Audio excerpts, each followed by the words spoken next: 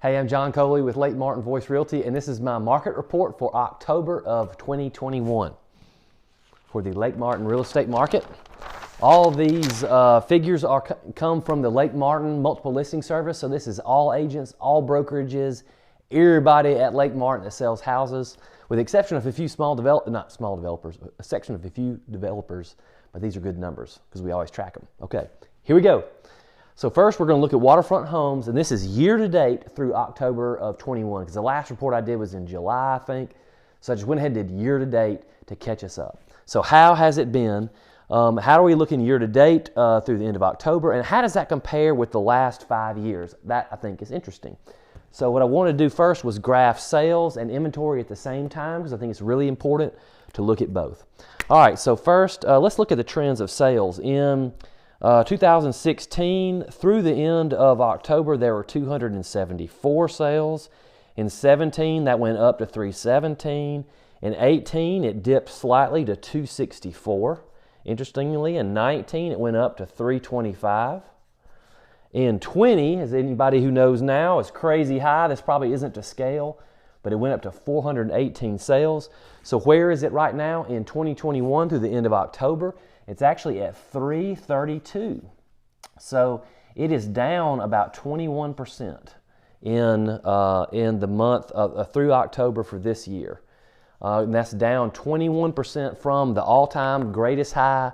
That 418 was, the 2020 was the crazy miracle year.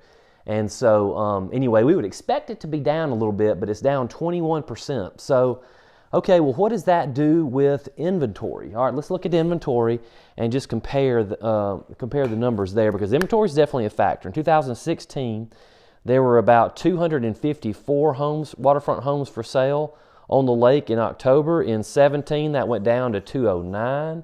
In 18, it went up slightly to 253. 19, 221. In 20, it plummeted to 116 homes for sale. That's down 48%. What did it do this year? It's 85. We have 85 waterfront homes for sale right now on the Lake Martin real estate market. That's everybody, 85. That's down 27% from last year. So, you can kind of see the 5-year trend is around 220, somewhere around there. And we're at half that in 20, and we're about at a third of that in 21. So, I got to admit, I thought that I was surprised that it only went down about 21%. I was a little bit surprised with that, especially since the inventory is down 27%. So, it's been a puzzling year for sure, because I think, and I'm just feeling with my gut, this is just me, I think that chances are pretty good that we're at a peak right now. Because in these prior years, you can't see now, I did last year. If you really want to check out the big trend, look at my July my July market report, because I looked back like 10 years. But even though prices are going up this year and went up in 2020, I think it's possible that we're near a peak of the seller's market. It's cloudy. The thunderclouds are kind of gathering. I think it's going to rain. It might not, but I think it is. So, but let's kind of push ahead a little bit, and let's look at lots. And I'll come back to that question a little bit. All right, so what have lots done so far this year? So let's look, same thing here. We're looking at sales and also inventory. And we're going back to 2016. I forgot to mark this down here when I was doing my little prep. This is 17, 18, 19, 20, and 21. All right, so in 2016, I got to back off here so I can read it. There were, through the month of October, there were 64 waterfront lots sold. What did that do in 17? It went down to 51. In 18, kind of bounced back to 60. In 19, went to 51. In 20, so you can see kind of we're kind of hovering around 50 to 60 in 10 months of activity is the usual average. So in 2020, that bumped up to 116 in 2020. Crazy. Now how are we through 10 months in 21? We're at 115. I was wrong. Last time I did this, I kind of predicted, hey, we're going to start losing really heavily to the prior year, and we're not even going to be on pace with 2020. I was wrong about that. Because yes, we're still way high above our 5-year average.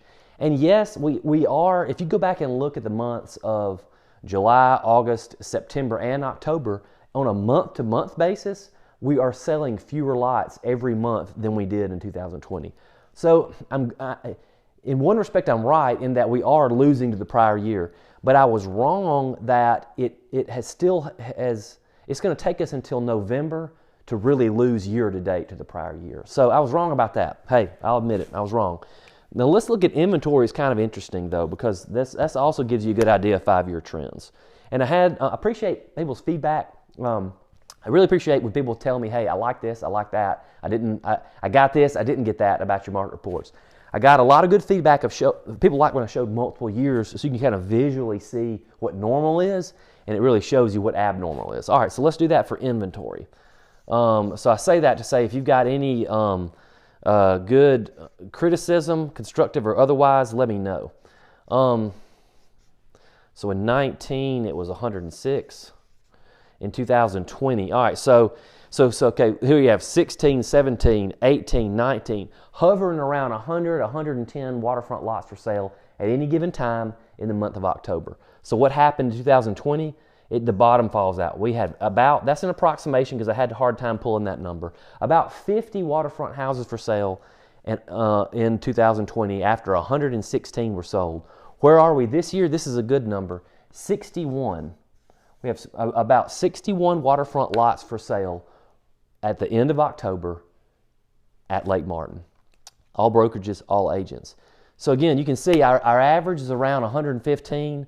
These kind of crazy years, our sales, our inventory is way down, sales are way up. And that's a pretty consistent message with a lot of markets, but I like to put numbers to it to show you just how down we are. When we say down, well, just how down are we? These numbers are still point to a seller's market. If you just look at them right here, I agree, we're still blisteringly hot. Anecdotally, you know, we're still seeing houses come on the market, sell in a couple of days if they're priced right.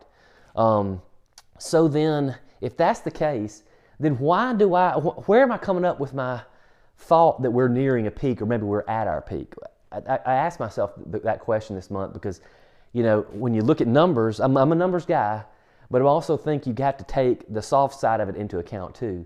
And you got to go with your gut, and you have to look, because if you're going to look ahead, you've got to kind of take into account what people are saying, what buyers are feeling, sort of the moods, how agents are doing. And I can't describe it any other way that it just feels kind of chippy right now in our market. Like, you know, when you're watching a football game and, you know, the players start pushing around each other and the announcers go, oh, it's getting chippy out there. I mean, that's kind of what it feels like right now. So where am I coming up with this? All right, so I looked a little more deeply into the numbers. And this is what I'm calling my Brene Brown slide. My wife is laughing at me right now. But, you know, one of Brene Brown's, she's awesome, by the way. You need to listen to it if you haven't. One of her sayings is, do we want to be right or do we want to get it right? And she says that getting it right is much, much better than trying to be right, because if you're trying to be right all the time, it's an identity thing, and you're not open to any new data, you're not open to any new thoughts or any new, if you're trying to be right. But what I find, honestly, as I'm getting older, I find in myself that I'm much often more trying to be right than get it right. So if I talk to myself, well, I've been saying we're near the peak, but the numbers aren't telling me that. Am I just trying to be right here? Am I just looking for, you know, I don't know. So here's what I did. All right, so I looked at the balance of inventory versus sales. And this is a pretty classic metric you look at on any real estate market of trying to balance sales versus inventory. And so what I did was I looked in 2021. Now, you know, back to home sales now. I looked in 2021, and we have about 85 waterfront homes for sale through the end of October. In the same period in 2020, it was 116. All right, and so then a lot of people like to look at months inventory. They look at this month, and then they divide this month's sales, and then divide that back into inventory. But I think that's kind of a snapshot, because if you have a crazy month, that could really look really wild. So what I like to do is I like to annualize that. And so what I went back and looked at the 12 months rolling sales to get a better attitude on this. And so what I found out starting in October of 2021, the 10 months there, and I borrowed 2 months from 20, and we had about 398 sales of 12 months rolling months, okay? And what's the same number in 2020? It was 460. And so that's what I compared the hotness of this market to, is how many sales do we have versus the inventory, and then what's the ratio. All right, so what I found was for 2021 is 0.213, terrible writing, and then, even more terribler. In 2020, it's 0.252. All right, that's a 2. All right, so it's pretty close, right? So a lot of times people translate this into months. All right, so we have about 2 months, 2.6 months of supply in 2021. What do we have in 2020? It's blisteringly hot as that. If you do the math, it's actually 3.02 months. So again, this is another metric that kind of shows I'm wrong, or makes myself question, like, why do I think we're at a peak if we have a lower ratio? Because if you have a lower months, that means the market is even hotter, even more of a seller's market, whereas a higher number means you're trending towards a buyer market. Nobody would call 3 months of inventory a buyer's market. But what I'm saying is, relative to each other, 2020, as hot as it was, is not as hot as 21 is. Again, I'm grasping at reasons why I'm still thinking it's not.